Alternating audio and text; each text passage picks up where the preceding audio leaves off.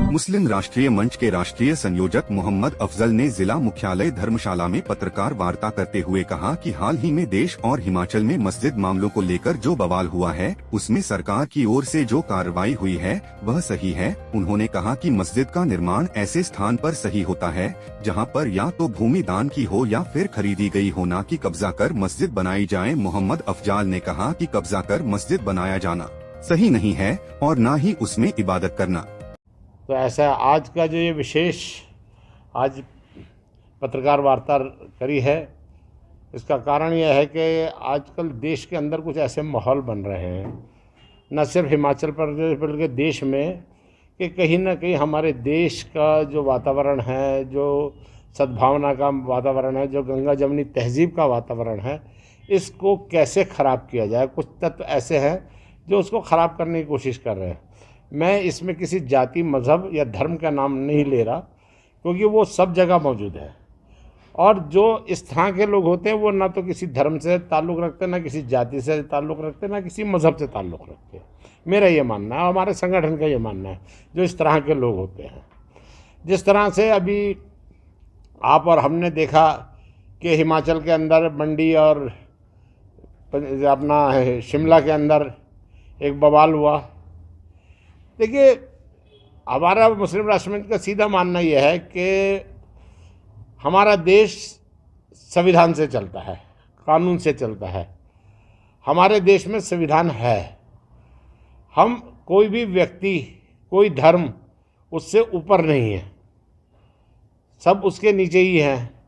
अगर कोई मुस्लिम समाज का व्यक्ति किसी जगह पे कब्जा करता है या कोई अनुचित निर्माण करता है, तो हमारे देश में कानून है, उसका हमें इस्तेमाल करना चाहिए।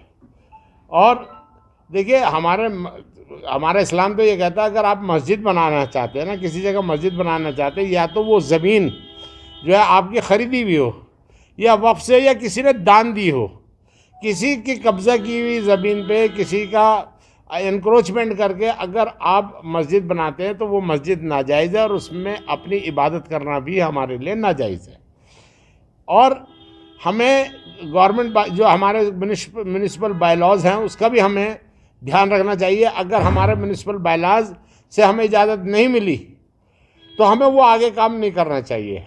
मेरा ये मानना है कि हम सर्व समाज से हमारी अपील है इस चीज़ को लेकर कि हमें कानून को सबसे ऊपर रखकर, कानून जो कहे, क्योंकि आज ये सब जुडिस है ये मामला, तो हमें कानून जो समाज में, देश में जो हमें जो एकता का और भाईचारे का वातावरण पैदा करना है।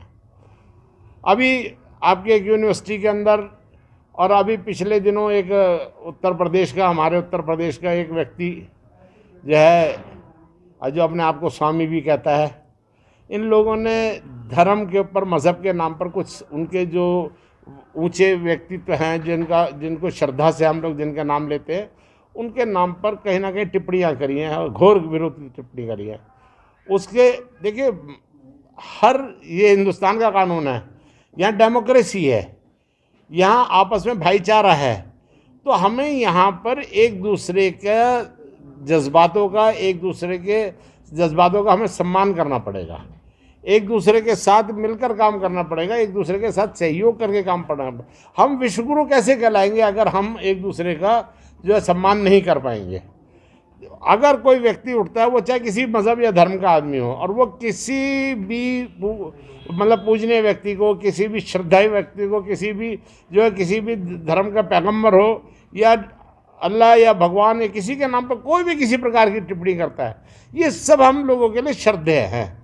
अगर उनके लिए, फिर उसके लिए मैं ये कहता हूँ कि उसके लिए भी हम लोगों को कानून का सहारा लेना चाहिए। आपस में देश के अंदर वातावरण ख़राब नहीं करना चाहिए। जो अब हो रहा है उसके लिए हम बिल्कुल, उसका मुस्लिम राष्ट्र मंच घोर विरोध करता है। और साथ ही हम ये कहते हैं कि आइए हम सब उसमें, आप लोगों का भी मैं चाहता हूं कि आप लोग भी हमारे को इसमें जो है ना सहयोग करें, ताकि हम लोग यहाँ पे देश के अंदर एक अच्छा वातावरण स्थापित कर सकें। अभी केंद्र सरकार ने एक कानून पास करने की कोशिश करी थी, संसद में आया था, कानून आया था, जिसको हम सब लोग जानते हैं, वक्फ अमेंडमेंट एक्ट 2024। उसके बारे में केंद्र सरकार का बड़ा विरोध हुआ।